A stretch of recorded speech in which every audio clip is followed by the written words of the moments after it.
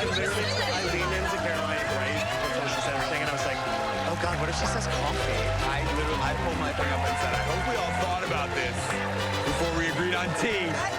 But there's like two kinds of people in the world. Like, you can't predict. An all-new Bachelor in Paradise, Monday. Now, Southern California's news leader, ABC 7 Eyewitness News. Hey, you can't do that! Now at 11, a shooting involving immigration agents in San Bernardino. Video shows a window being shattered shortly before the gunfire.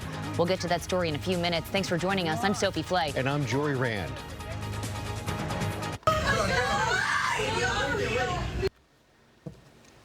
But first, several immigration raids taking place today in Anaheim. This one at a car wash, another at a Home Depot. A man was taken near Euclid Car Wash at Euclid near La Palma Avenue. This is the third time this car wash has seen federal agent activity since early July.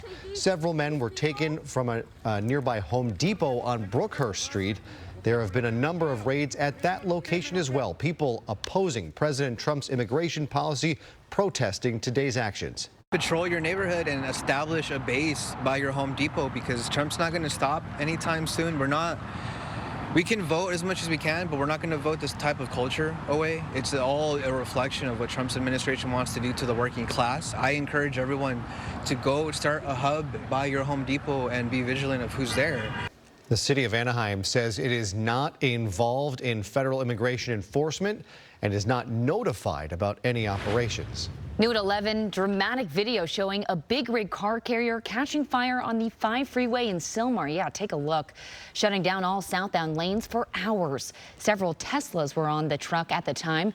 The fire started around 5:35 tonight, just north of Balboa Boulevard. It took almost 4 hours to put out all the flames. The driver was able to get out safely. Crews say they had to shut down all lanes due to toxic smoke from the fire. The truck route lanes on the 5 and 14 are still closed. And in Glendora, 10 people injured after a violent 3-car crash on the 210 freeway. 6 of those people were rushed to the hospital in critical condition, including a child. This is video posted to the Citizen app. This happened just before 7 tonight on the westbound 210 at Lone Hill Avenue. The cause of this crash now under investigation. New video showing the terrifying moments a car plows straight into a home in Downey. Video showing debris flying as the car slams into the family home. One woman is dead and another seriously hurt. Eyewitness News reporter Elena Gomez joining us live from Downey tonight with the latest on the investigation. Elena. Yeah, tonight we've seen family and friends visiting this home throughout the afternoon, and now you can see the aftermath after that car crashed into that home. The walls boarded up there. After that crash, it killed a 73-year-old woman and a 24-year-old woman was injured. Tonight, surveillance video from neighbors shows the moments that a 24-year-old driver from Maywood drove straight into a Downey family's home around 2:30 this morning. Downey police say a 73-year-old woman was killed and a 24-year-old woman was taken to a trauma center for her injuries after that crash.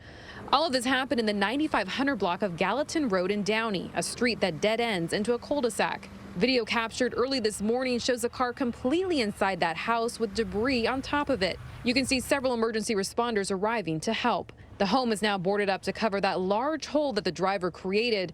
A neighbor shared this video of the driver's car being pulled from the house and then towed away, showing the car's front bumper totally smashed in. And police tell us that that driver was not injured after the crash, but he was taken into custody for driving under the influence. In Downey, Elena Gomez, ABC 7 Eyewitness News. Elena, thank you. A vandalism investigation is underway in the city of Bell after a string of incidents involving someone throwing bags of dog feces at an LGBTQ+ youth center. Investigators say it's happened multiple times at Misila over the past several months. LA County Supervisor Janice Hahn has announced she will give the center a grant of $2,500 to upgrade the security cameras as police search for whoever is responsible. At this point, police are not investigating this as a hate crime. The Latino Equality Alliance has released a statement saying, in part, they are calling in our neighbors, city leaders, and all members of the Bell community to stand together, speak out, and make clear that attacks on LGBTQ+ youth, their spaces, and their safety will never be tolerated. Every young person deserves to feel safe, supported, and celebrated in their community. Developing tonight, President Trump inviting European leaders to join his meeting with Ukrainian President Volodymyr Zelensky on Monday afternoon. This comes, of course, after the president's historic summit with Russian President Vladimir Putin in Alaska Friday amid the ongoing war in Ukraine. Today, Putin telling Kremlin officials the summit was, quote, timely and very useful.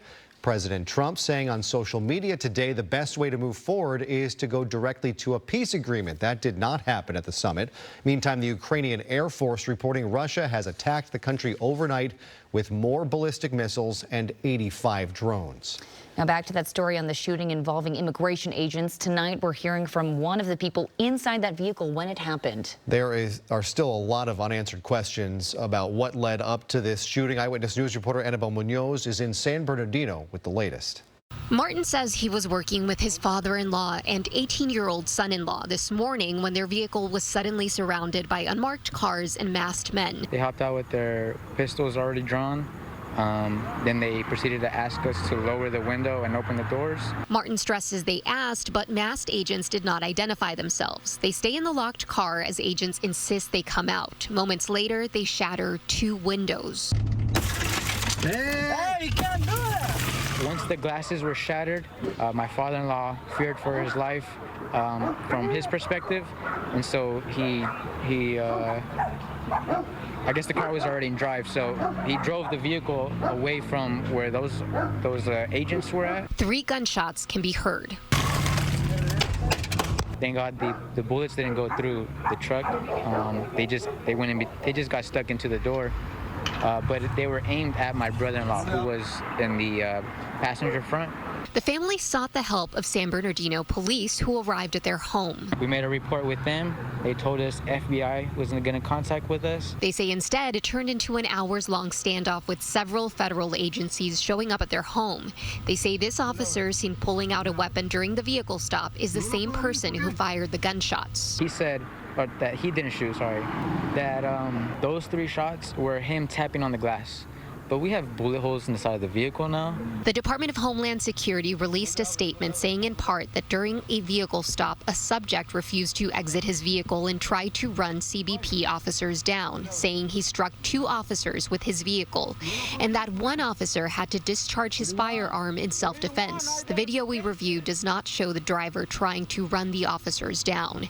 The agency did not answer our questions about why the driver was stopped or whether the agents had an administrative or judicial warrant. Community groups are calling for accountability. It seems there's to be like a lot of impunity, and this might be again one of the cases where we can bring forward to courts and say this is what's happening, right? When you let loose an administration and an agency to just basically create their own rules. Annabelle Munoz, ABC 7 Eyewitness News. Annabelle, thank you. Hundreds of Air Canada employees formed picket lines outside major Canadian airports hours after unionized flight attendants walked off the job amid contract disputes centering on wages. The union is seeking compensation for time spent on the ground between flights and during boarding. Canada's government ordered the flight attendants back to work and into arbitration, but they refused to do so. The strike forcing Canada's largest airline to suspend the majority of its 700 daily flights. Meanwhile, flights out of LAX are being impacted by the Air Canada flight attendant strike. So far, 12 Air Canada flights have been canceled. Today, the Air Canada terminal appeared to get progressively emptier at LAX. We spoke to passengers. Some didn't know their flight was canceled until they arrived at the airport. 2 hours ago, we got the shuttle from our hotel here, only to discover that all Air Canada flights were cancelled. And unfortunately, we had not been given any explanation as per the strike, but we've been on hold, and we've been waiting for an hour and a half to get rescheduled. If your flight is canceled, Air Canada says do not go to the airport as rebooking capacity will be limited because of the peak summer travel season. Now, for the 4th straight summer, the Battle of LA, not part of the regular season, but the preseason. It was still solid nonetheless. The Rams and Chargers did not disappoint. Stetson identifies. Deep drop off play action. Wings one down the numbers. That's a touchdown. Oh, my goodness. Stetson would be Stetson Bennett. Once again showed he's taking to the speed of the NFL game. He was solid again in his third season in the pros. That 38-yard touchdown pass to close out the third quarter, his second of the day, gave the Rams a 2-point lead. But a punt return for the Chargers put the other team from LA up. Stetson Bennett, though, strong, leading the Rams on a game-winning touchdown drive late to secure, once again, another Rams victory, winning 23-22. With more from SoFi Stadium, here's Rob Fugazaki and Roland Williams. All right, thanks very much. With the Super Bowl champion, Roland Williams. Roland, it was great to see this place alive. Electricity in a preseason game, and these guys playing to win. It was so much